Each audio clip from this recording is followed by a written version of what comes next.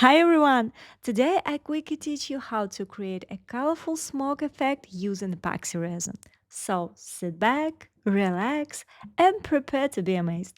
For this project, I need liquid resin. I'm using resin from Resin Pro, and don't forget to use my promo code for a 10% discount, Naturium. Unfortunately, the smoke effect can only be achieved with liquid resin. Make sure to check out my previous tutorial on surface tray pours. There's so much cool stuff there. Remember, the workspace must be warm, the table level, and the and no draft epoxy resin is very sensitive to them. I'm coloring the resin with alcoholic ink from the brand Craft. For two casters, I make the first layer black, the second layer is cherry on the bottom, and the top layer the ocean blue. And guys, before starting, make sure to clean the mold carefully. I'm using tape for this. Don't press too hard on the mold or you'll leave scratches that will show up in the resin next time.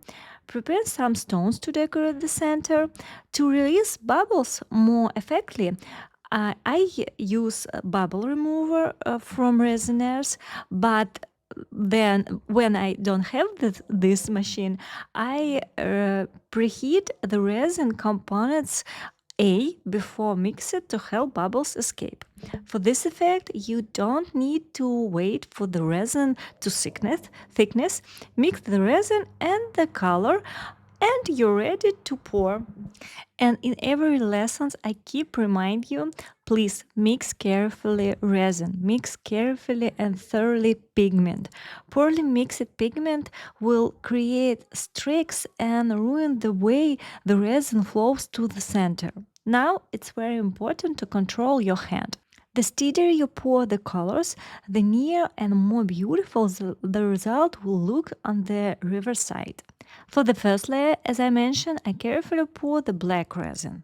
The colored layers should have a stained glass effect. I use an alcoholic inks for that, which are all transparent and give that stained glass look. This is one of the secret of the technique to create colorful resin smoke. Next, I pour pink resin into the bottom mold, and now for the fun part. Guys, you ready? Carefully, I shape a spout in the cup.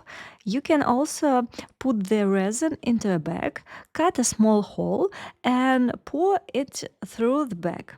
Watch closely as I create three loops, spreading them slightly with a small amount of liquid resin.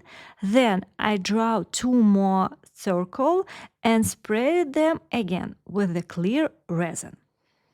And guys, be careful to keep the resin inside the edges of the mold and finish by decorate the center.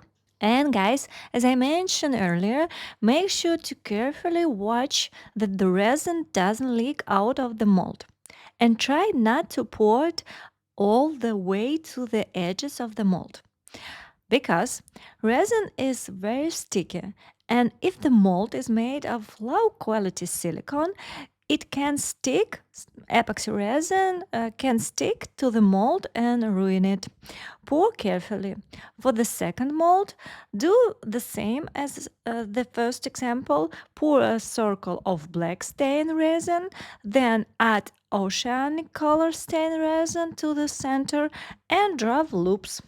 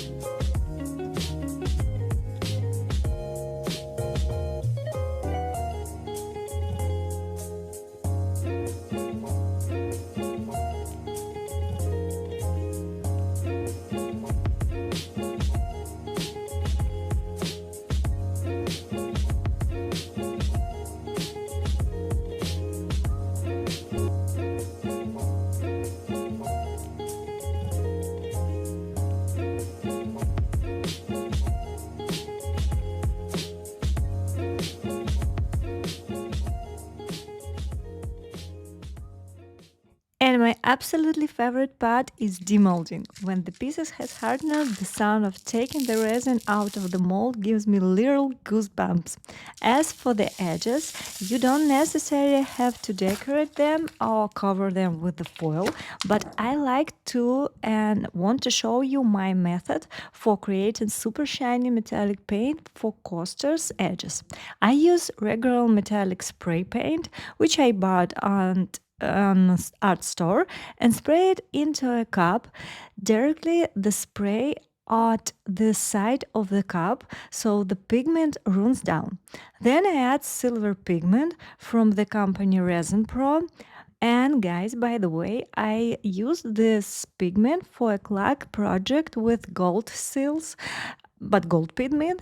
It looks super impressive. You should check it out.